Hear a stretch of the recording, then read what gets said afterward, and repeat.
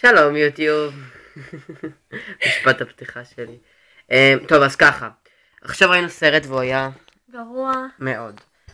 ככה, טיפ קטן למי שרוצה לבחור סרט בצפייה ישירה, מהאתר הזה של הצפייה ישירה.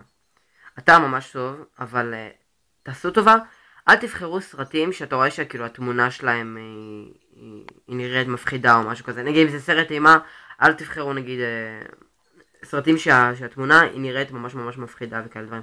תקראו את התקציר, תיכנסו לסרט עצמו ותעשו מין כזה, תעברו חלקים לראות אם הסרט הזה מפחיד ורק אז תוכלו אנחנו בזבזנו חצי שעה מהחיים שלנו 50 דקות וזה היה סרט גרוע.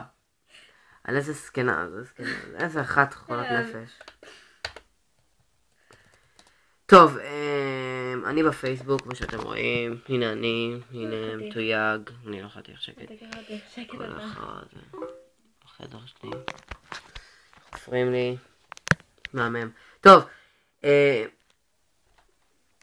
משעמם לנו ברמות, ואנחנו אוכלים מסטיקים. הם מאוד מאוד טעימים, ואני בטוח שהחברה תתבע אותי אחרי זה.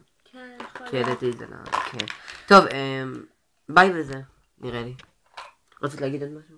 לא. לא? טוב, ביי.